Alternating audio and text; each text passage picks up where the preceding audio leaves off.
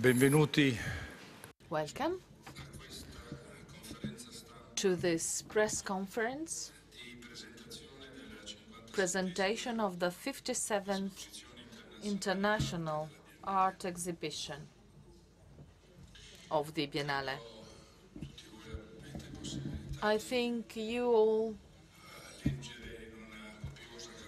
have the possibility to read in the press release information and details about the structuring of this Biennale. And in the attached documents, we extend our most heartfelt thanks to all those who have been working and will be working at the realization of this exhibition.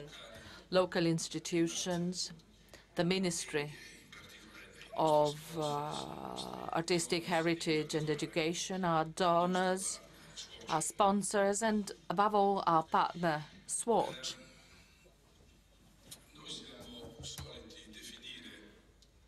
We usually define La Biennale as a place of research, where everything we do with a spirit aiming at research. And we normally repeat when we talk about ourselves that we are the place for dialogue, of a free meeting, of a free encounter between artists and artists, between artists and the public, visitors coming from all over the world. And this is our approach, our way of being, our most important motivation. We offer a place where a free exchange can take place, where dialogue can develop.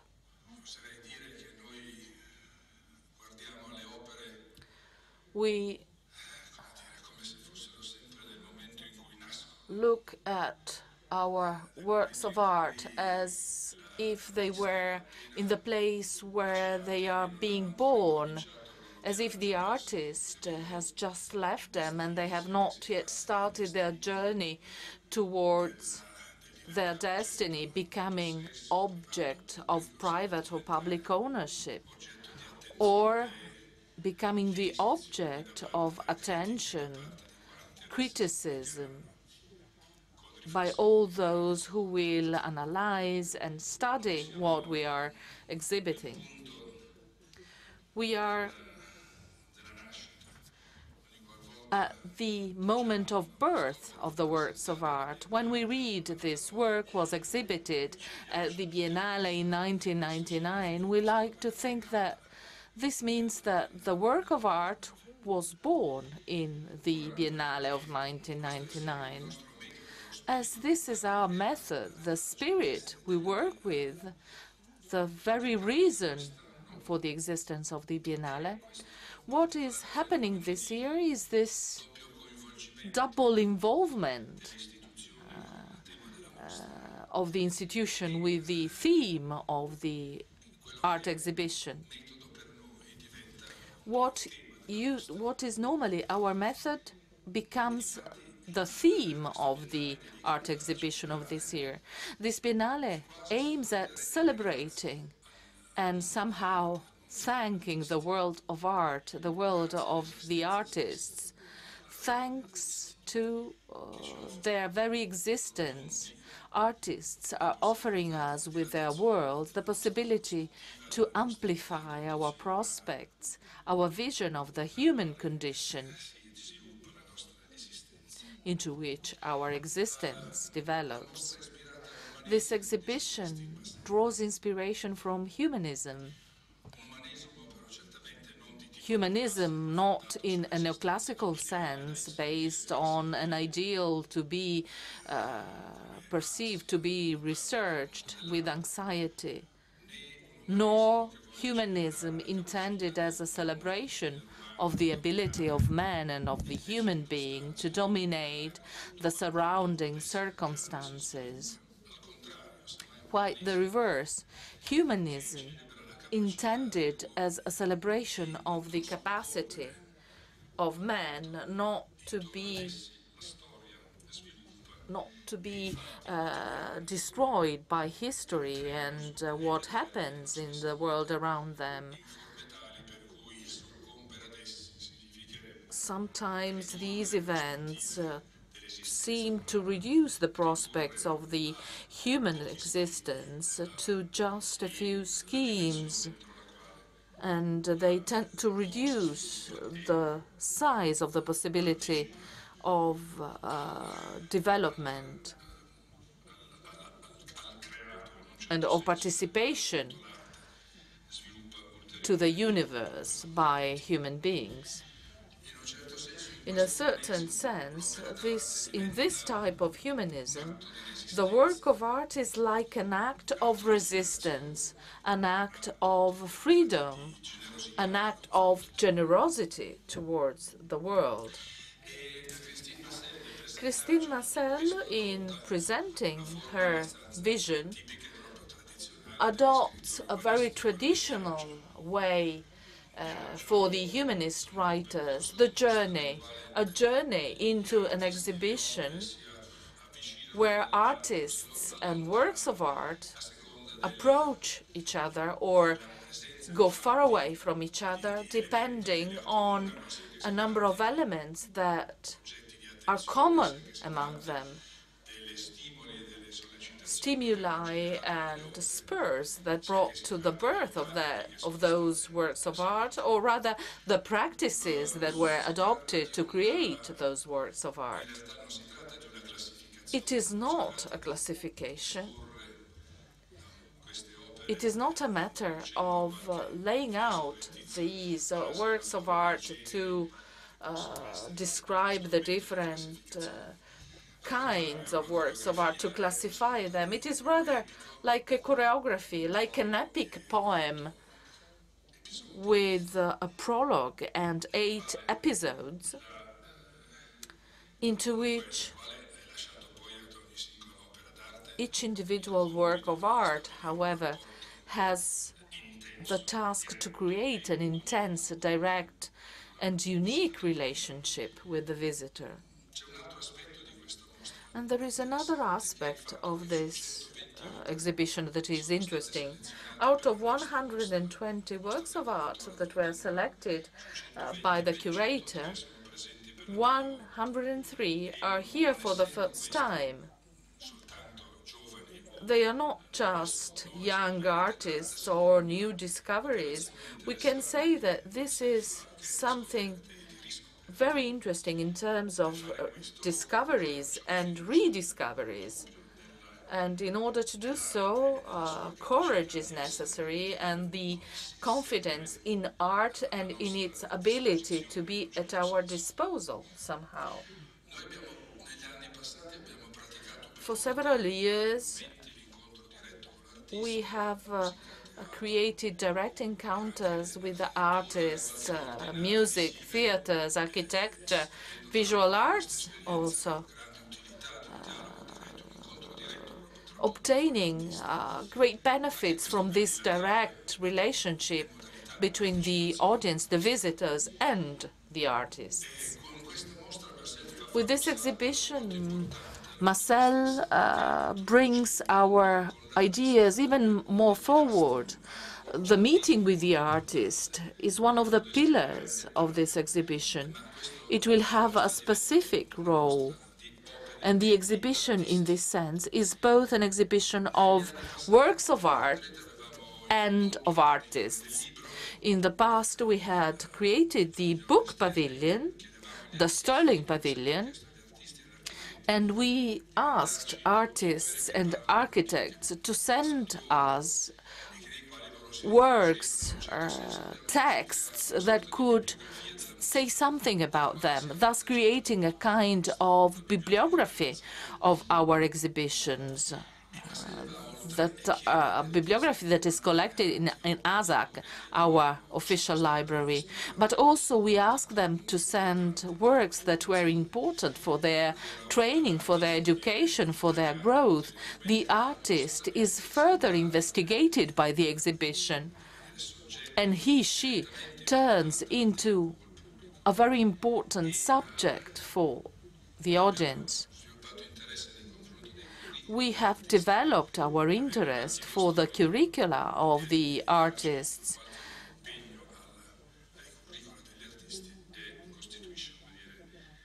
and this becomes part of our historic archives. Together with the main exhibition, we have 85 pavilions. In the press release, the number is wrong. They say 81.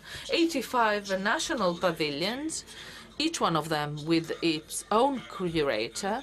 And this again stresses the incredible, peculiar character, the peculiar nature of the Biennale of Venice. 85 plus one curators working for our exhibition, not to mention the collateral events and special projects.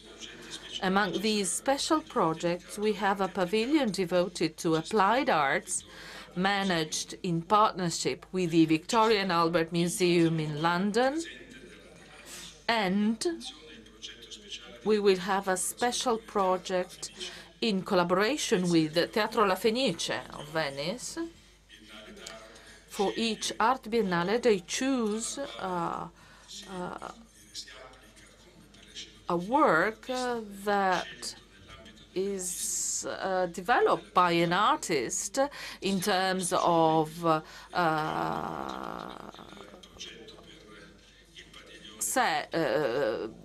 stage setting. The project in Porto Marghera, during the Biennale, we will have, besides the art exhibition, we will have the dance festival in June, theater festival in July, August, and then late August, beginning of September, the 74th International Film Festival, and in October, the International Festival of Contemporary Music. They will all take place in the Arsenale, between the Arsenale and the Giardini.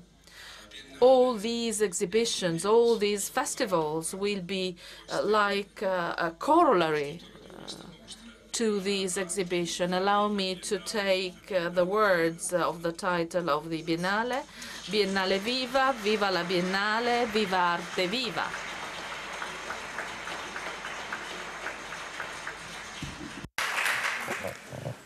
Bonjour à tous. Good morning, everybody. I will speak French.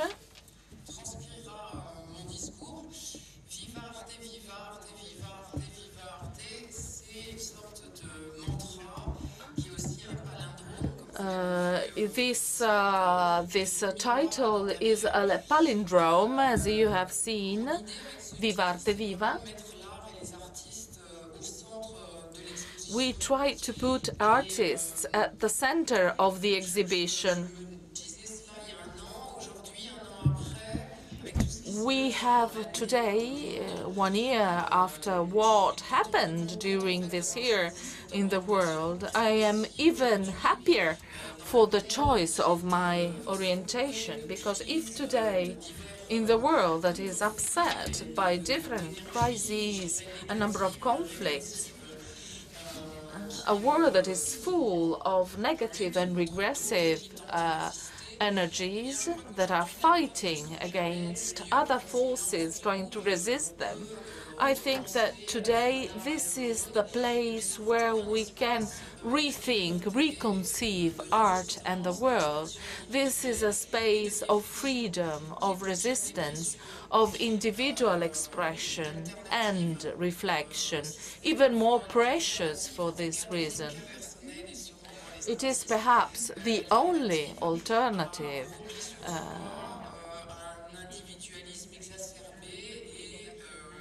towards individual reflections.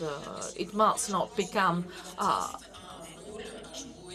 a solution with a loss of interest in the rest of the world. I think the artist has a role, has a voice to be heard in society.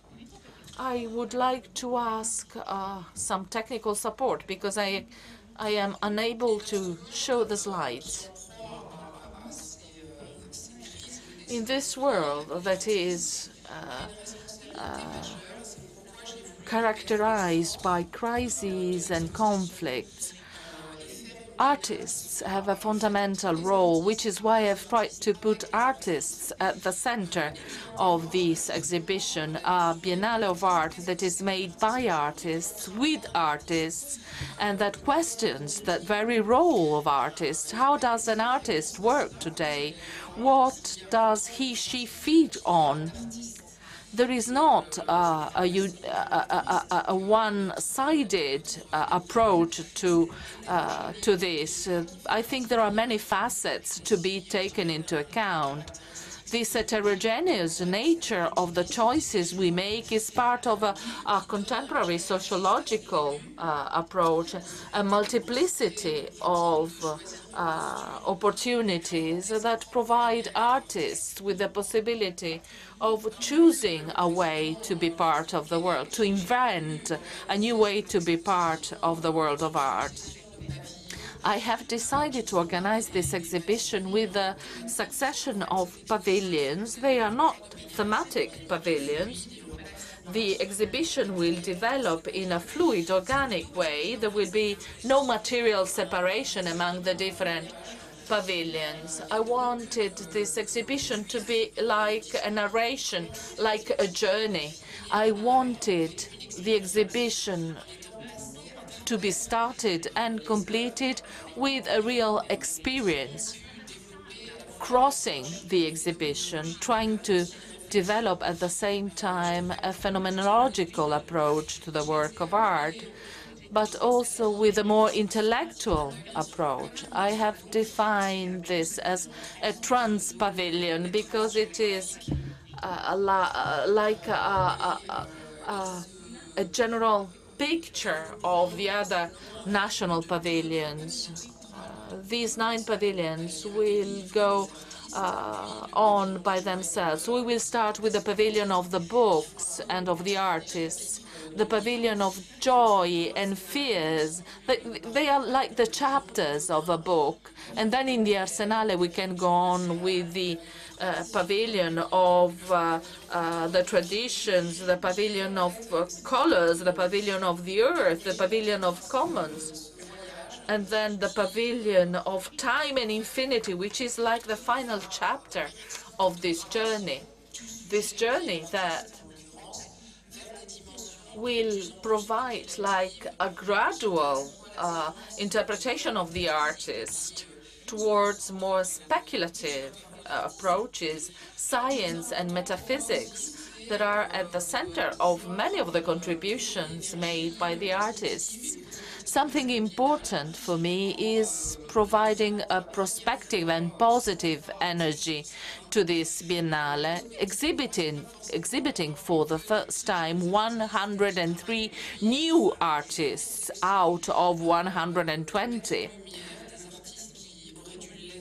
We do not necessarily look for very young new artists, but we are trying to show to the public artists who disappeared too early, and that should instead be known to the larger public.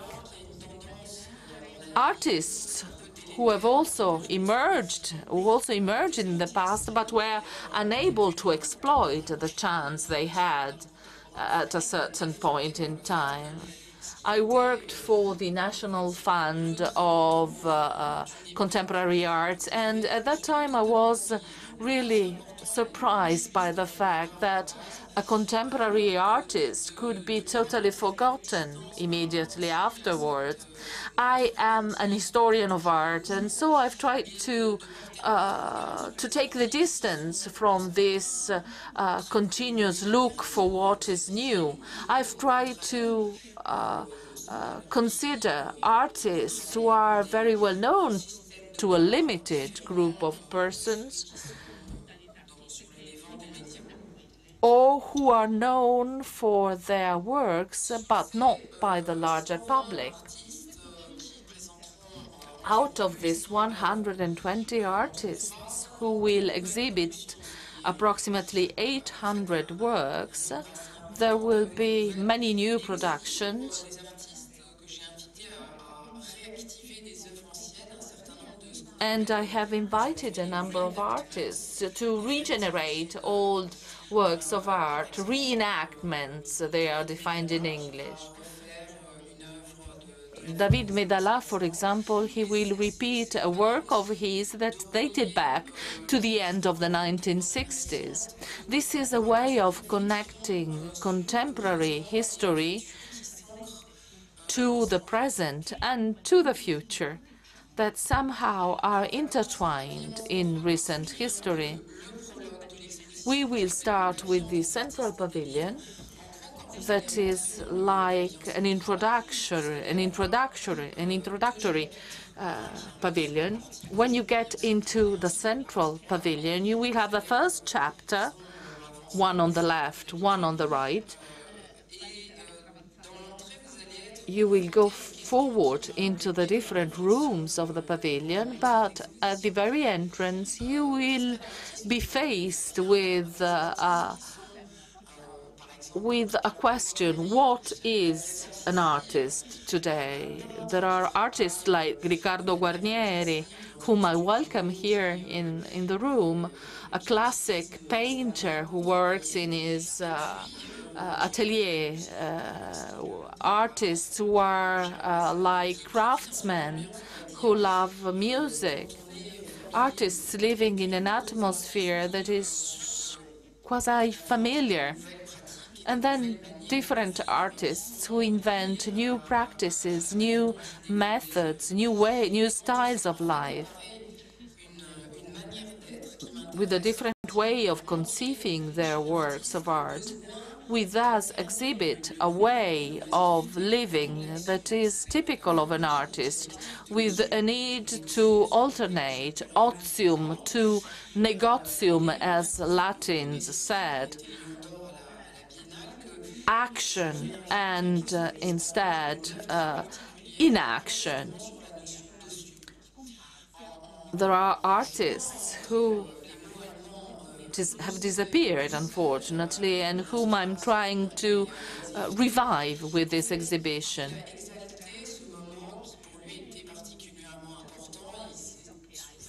This artist who exalted this very important moment, he figured himself as lying on a couch. You see him in the slides.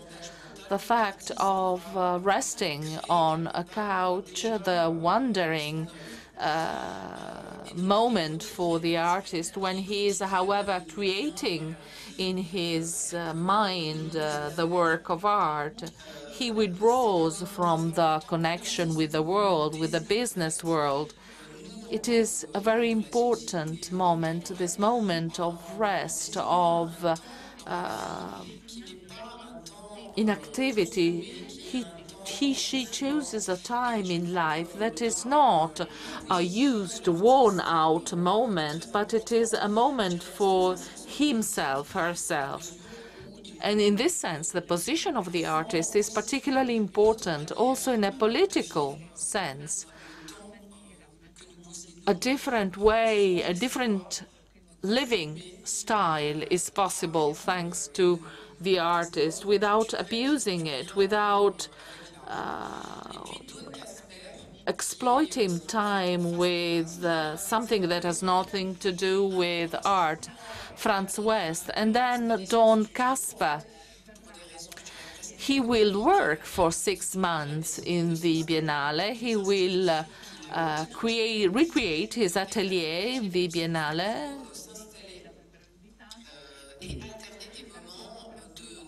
He will kind of move his atelier to the Biennale. There will be an alternance between action and non-action, work and non-work, interaction with musicians and other artists, meetings with the visitors, opening up towards the public sphere. A dialogue will be developed in the Pavilion of the Artists.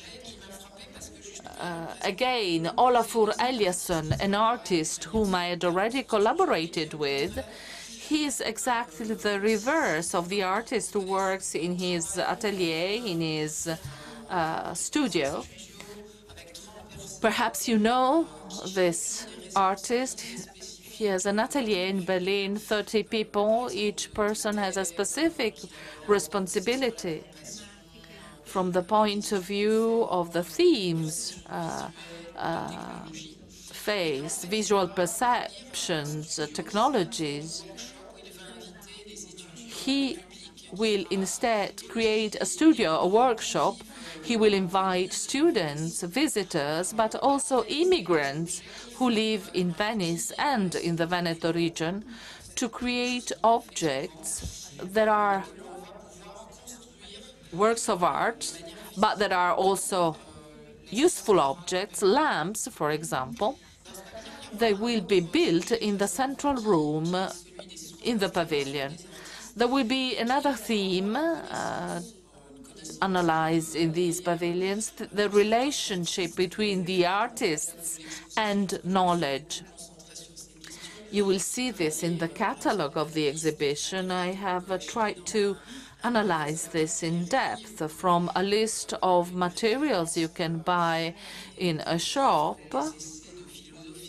a reference to books or philosophical essays that were of importance for the artists themselves. I have decided to focus on an artist who has already been in Venice, Raymond Haines, who was in Venice in the 1960s, 1970s. He spent his life to read, to travel, to wander around the world. You see here one of his boxes of suitcases collecting all the books and works he had collected in Venice. You will see some references made to the world of art, to the market of art. And then the youngest artist in the exhibition, she's 25 years, two young artists from the Philippines, Catherine Nunez and Issei Rodriguez. They revise their relationship with books. And then we have the pavilion of joy and fears, feelings. The artist is referring to in his works something that is not usually dealt with in the critical discussions. Because of our education, perhaps, that came from enlightenment, the question of feelings should not be discussed in art.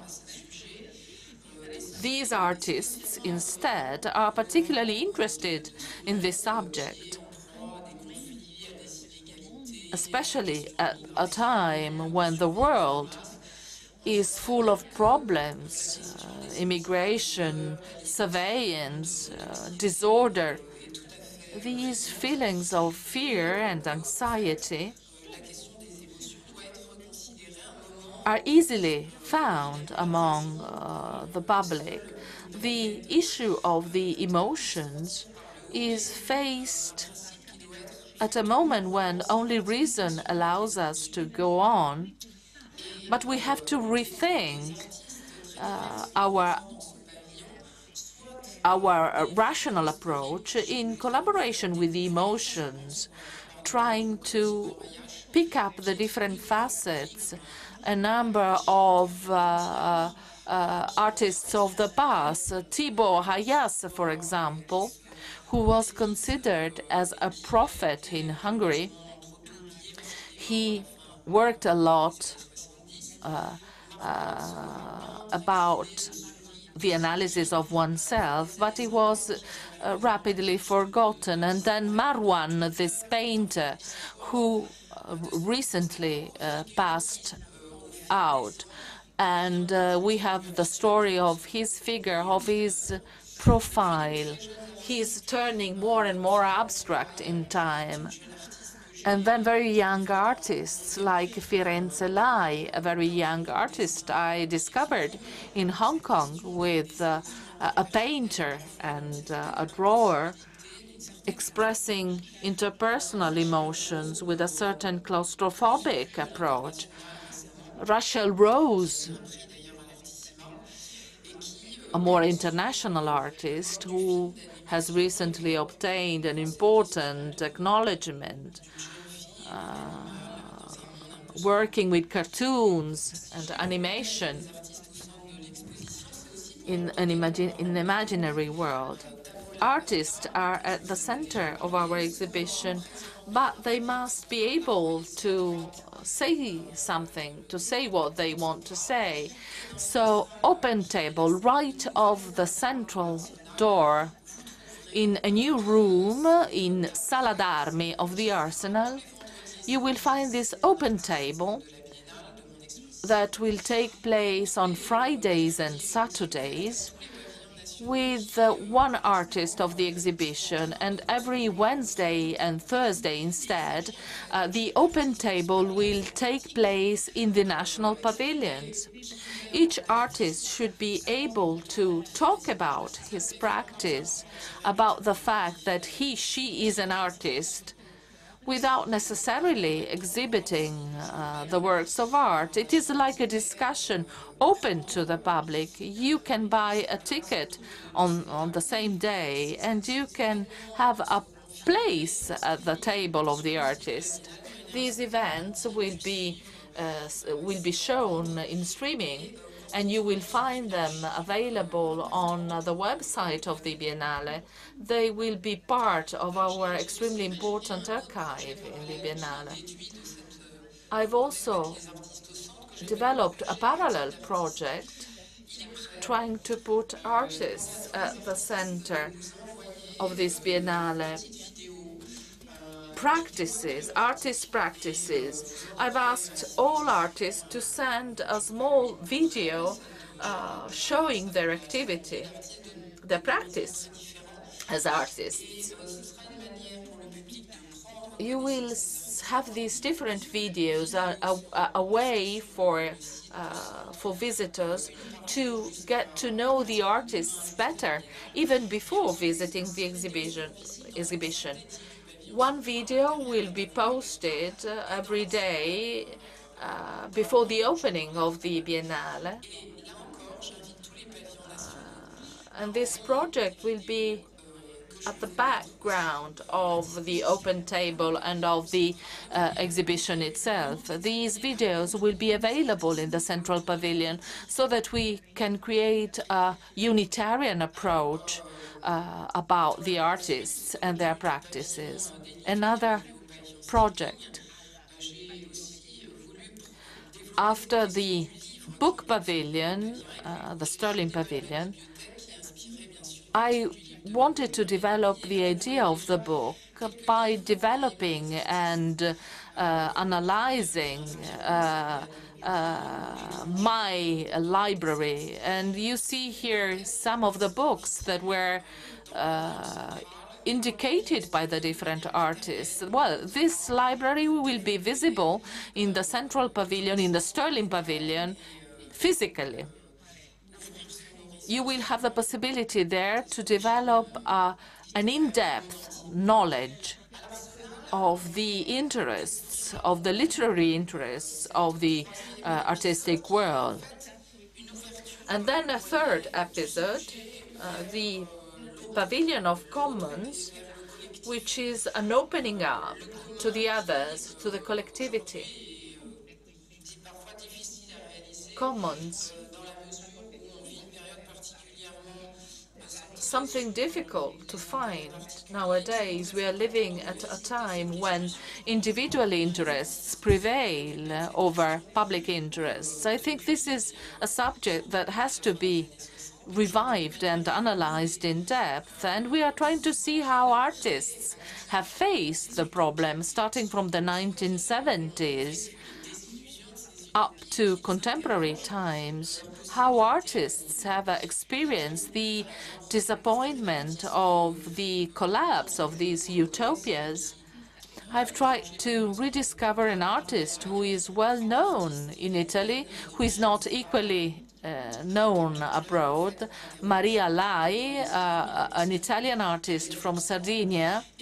Her work is strictly connected to poetry, to being together. She made a performance bringing her village to the mountains. She comes from a village in Sardinia, Lanusei.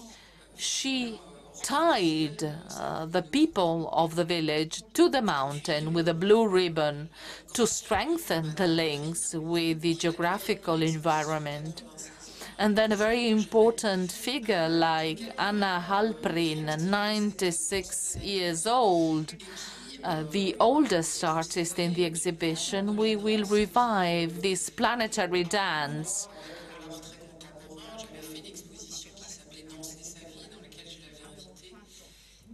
I had organized an exhibition entitled Danser ma vie, and Anna Halprin was invited to that exhibition, dancing as a way to overcome difficulties and dramatic events. On that case, it was a case of murder. From the 1990s, we had revived that idea of planetary dance. We will repeat in the Giardini. And then Marcos Avila Forero, not so much an exaltation of commons, but rather a questioning of the work of the artist. You will see a new video where Marcos Avila Forero is trying to revive this African dance that is normally performed into water with Afro-Colombian participants, a post-colonial reinterpretation of the Colombian story. And then the Pavilion of the Earth, the subject of the environment, of the natural environment, involving many artists. Two major works, two most important works are the work by the play.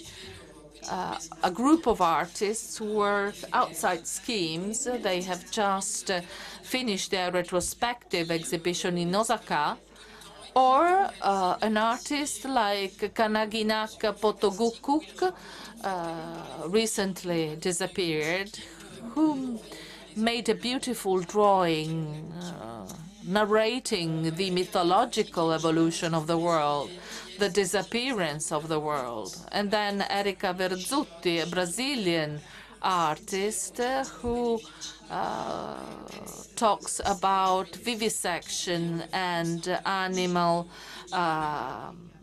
cemetery, a pet cemetery. I'm thinking of Peggy Guggenheim in this sense. And then again, in the Earth Pavilion, we might say that the subject is not suited for this pavilion. If there is a tradition, we have the tradition of the breaking up in the 1990s, and today there is a new paradigm, not the reviving of traditions, but rather questioning history in the long term, in the longer term. Not the history of habits and traditions. We instead are trying to revive anthropological tradition. A very young Chinese artist, Hao Liang, he's trying to show that in his country there are many young artists who are trying to connect back to the historic Chinese tradition that was erased, that was cancelled. The Eight Visions by Xiao Xiang. Hao Liang will present these great inks on silk. A very important analysis of the tradition. And then Francis Up Richard, a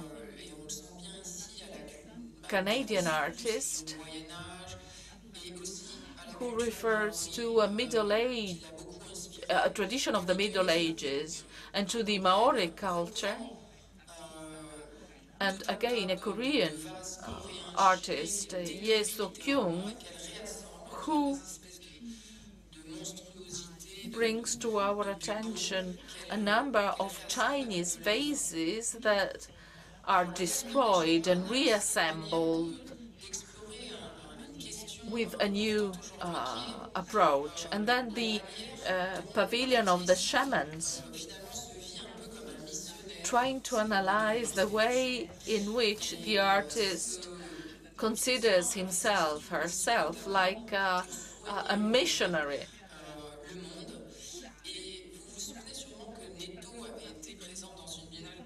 Taking care of the world, trying to heal the world in Duchamp's definition. Ernesto Neta had already been part of the Biennale. There was something falling down. This time he comes back with something totally different. In the meantime, Ernesto Neto, thanks to a friend of him, he met some Indians from the Amazons, an Amazonic tribe. They live in total isolation. And the artist spent almost 2 years with this tribe. It was like an epiphany. It is like saying, we think that your world is ill, and we want to come with you, Ernesto, to try and treat your world. It is therefore not Ernesto Neto going to them, but rather these Indians decided to come into the world of art, where Ernesto has a certain visibility necessary to organize some rituals that will be part of the performances of the Biennale during the inauguration week. They will be filmed, and the video will be visible in streaming in the Biennale website.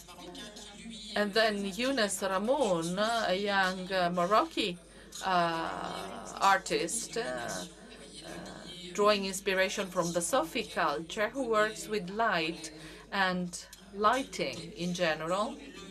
You see the tradition of the Moroccan cap made of wool. Or Gileli Atiku, an activist for human rights, a performance that will be not into a gallery. Gileli will organize a procession with 94 women coming from all over the world, who will invoke the strength of women. And then a Dionysian pavilion that will focus on a number of artists, of female artists, focusing on ecstasy in particular, a state in which you are outside yourself. You can talk about erotism, sexuality, but also a special feeling related to dancing, to drugs also. Huguette Callan and Eileen Quinlan are the pioneers in this pavilion, for the idea of ecstasy, the celebration of the female body. It is in the 1980s that Huguette Galland creates her iconoclastic work that is full of joy. She's an artist who is trying to explain joy to us. Eileen Quinlan, instead, is a young artist from New York. She's asking herself about the problem of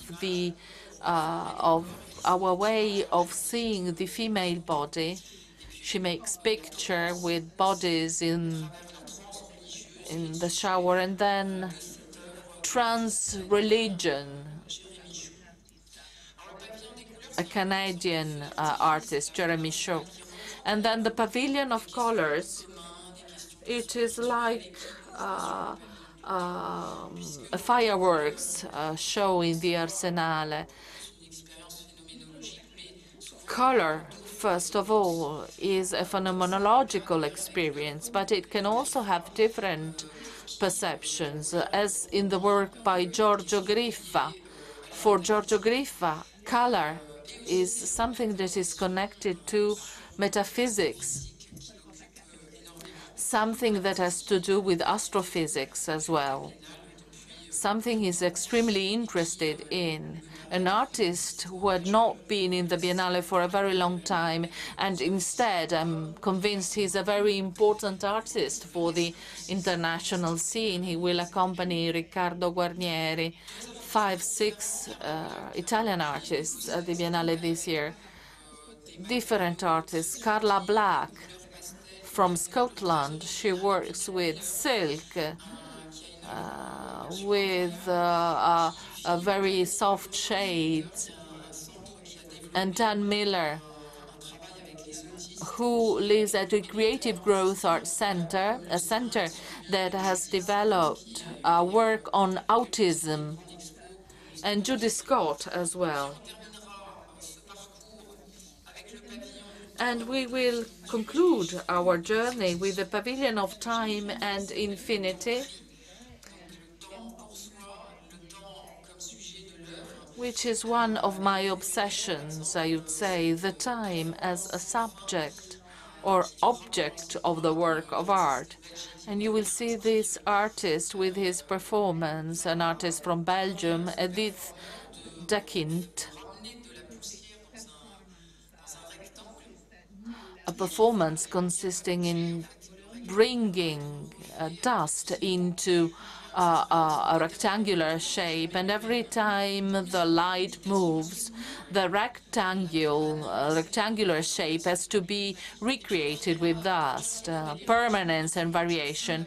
And we will conclude our journey in the Giardino delle Vergini with this little room with some works that are more and more speculative, with Vadim Fishkin, who will show this door that opens up, starts opening up on something unknown. And we will conclude with 11 special projects at the Giardini. Some artists are already exhibiting at the Arsenale.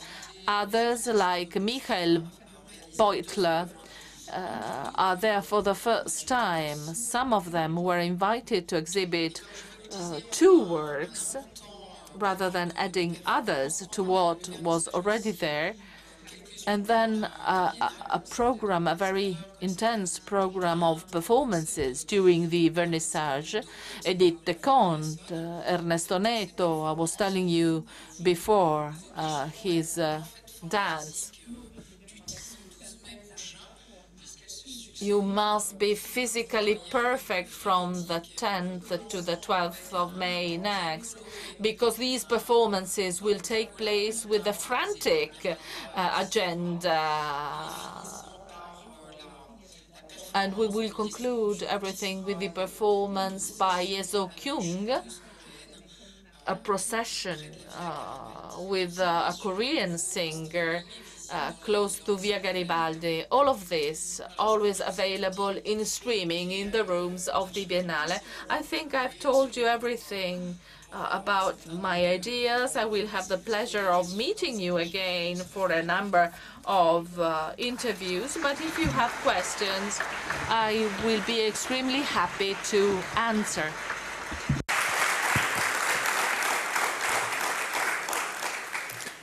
Chiedo di salire sul palco il dottor.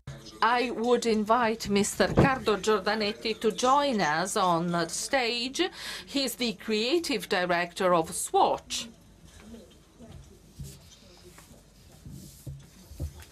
Good morning. First of all, it is a great joy for us to be here for the fourth time as partners of the Biennale of Art. This year, perhaps with this theme, we recognize part of our philosophy, our way of working with artists in a dynamic way. Among the different words that have been mentioned so far, we have appreciated the idea of generosity. Being here for us means creating an ideal bridge between Venice and Shanghai, where we have a residence for artists with a physical example of our generosity.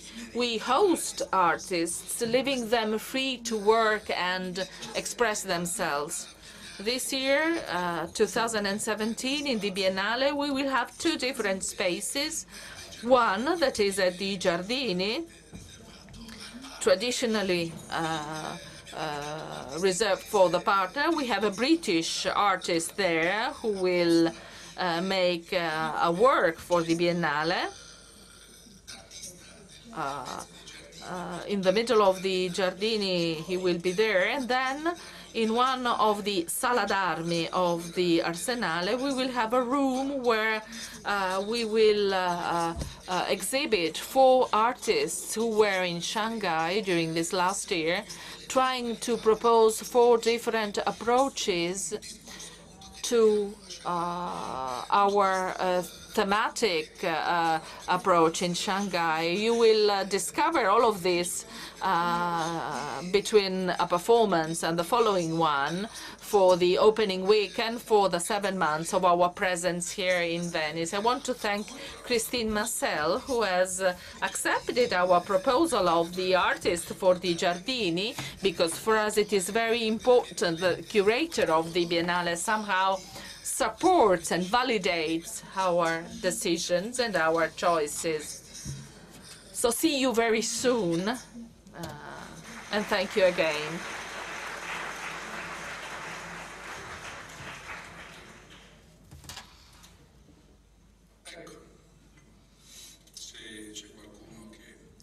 Are there curiosities or questions?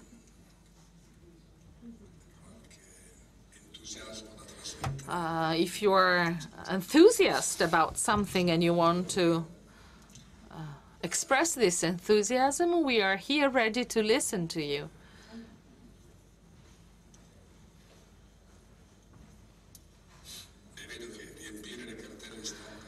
Filling your press folder has been useful. I imagine information was complete.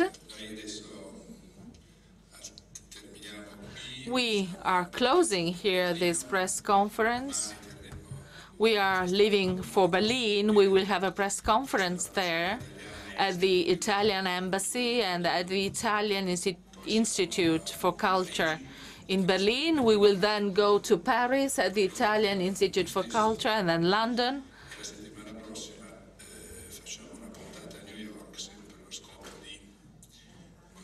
And then we will go to New York. And this to try and explain our ideas. We are on Google for all the exhibitions. We are finding that the world is much more complex than we imagine, unless you go there physically.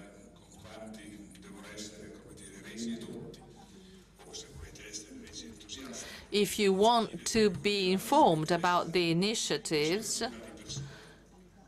but if you really want to attract attention, you have to go there in person. And traveling and being there is still important despite the power of internet, shaking hands and answering questions. Art is something physical in space, and in these days we are there to talk about the Biennale and to explain about the Biennale. In the case of Shanghai, we will be there with some videos made in the headquarters of Swatch, a very prestigious residence for artists.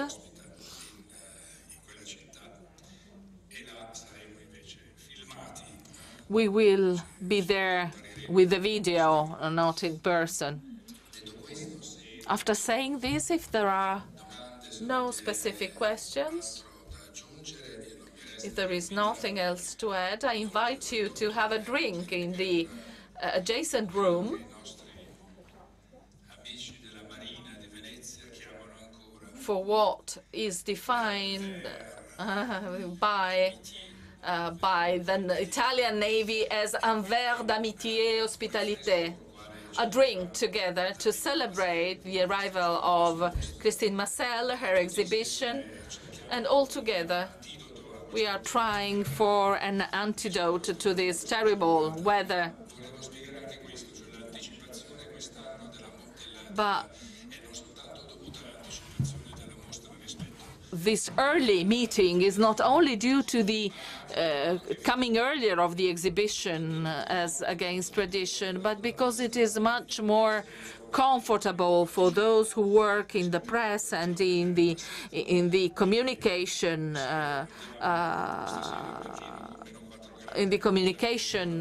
field. It is better to have information before than later. And tonight we are leaving for Berlin, where the temperature is extremely cold, -4 degrees Celsius. Thank you, everybody.